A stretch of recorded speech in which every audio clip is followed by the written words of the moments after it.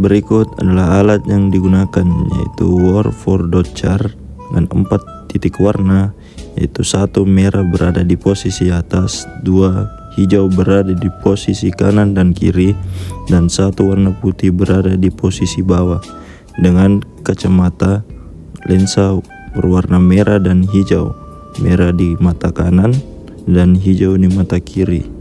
Sebelum tes, alangkah baiknya kondisi cahaya lampu di sekitar ruangan itu terang agar titik-titik lampu WFDT itu jelas. Selanjutnya, tahap ini kita menyuruh pasien untuk duduk dan menghadap ke titik-titik lampu tes, lalu kami memasangkan kacamata.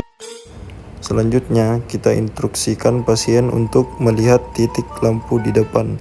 Lakukan pemeriksaan ini dengan jarak 6 meter untuk jarak jauh dan 33 cm untuk jarak dekat. Tahap selanjutnya yaitu berikan beberapa pertanyaan kepada pasien. Pertama, berapa lampu yang pasien lihat? Kedua, warna apa saja yang pasien lihat? Ketiga, jelaskan di mana saja lokasi warna tersebut. Keempat, apakah gambar tersebut hanya satu garis saja atau bergeser? Kelima, apakah lampu tersebut menyala terus-menerus atau mati secara bergantian? Nah, jika pasien hanya dapat melihat 4 titik, maka interpretasinya adalah binocular single vision, di mana kedua mata aktif dan bekerja bersamaan. Tidak ada supresi dan otak mampu menggabungkan informasi dari kedua mata menjadi persepsi visual. Walaupun hasil menunjukkan BSV, Prisma Cover Test atau PCT tetap perlu dilakukan untuk menentukan apakah terjadi tropia laten atau manifest. Nah, dari hasil PCT dapat ditentukan apabila tidak ada strabismus, maka inersi atau normal retinal correspondence. Namun, apabila pasien ada strabismus, maka ARC atau abnormal retinal correspondence. Selanjutnya, jika pasien melihat 2 titik merah, maka interpretasinya adalah supresi mata kiri, di mana titik merah hanya dapat dilihat oleh mata kanan dan titik hijau dan putih tidak terlihat, dan otak mengabaikan informasi mata kiri untuk mencegah diplopia. Selanjutnya, jika pasien melihat 3 titik hijau, maka interpretasinya adalah supresi mata kanan, di mana titik hijau hanya dapat dilihat oleh mata kiri dan titik merah dan putih tidak terlihat, serta otak menghambat input visual dari mata kanan. Selanjutnya, jika pasien kadang melihat 2 titik merah dan kadang melihat 3 titik hijau secara bergantian dan tidak stabil, maka interpretasinya adalah supresi bergantian, di mana otak tidak menggunakan kedua mata secara bersamaan.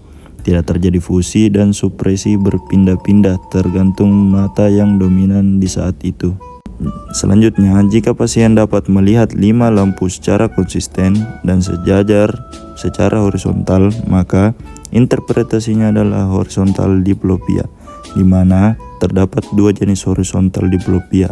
Jika lampu merah terlihat di sisi kiri dan lampu hijau terlihat di sisi kanan, putih tetap di tengah, dan semua lampu sejajar horizontal, maka jenis uncrossed diplopia.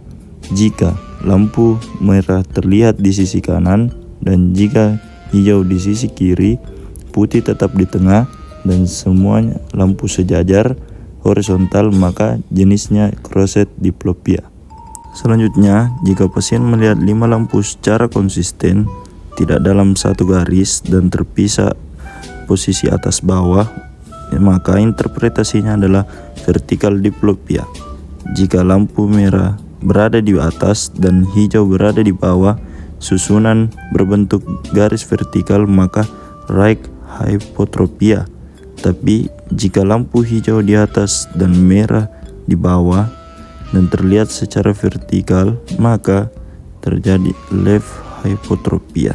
Interpretasi selanjutnya adalah monofixation syndrome, ditemukan pada pemeriksaan jarak dekat pasien saat pasien melihat 4 titik lampu seperti binocular single vision, dan pemeriksaan jarak jauh pasien hanya melihat 2 atau 3 titik lampu dan respon tidak konsisten.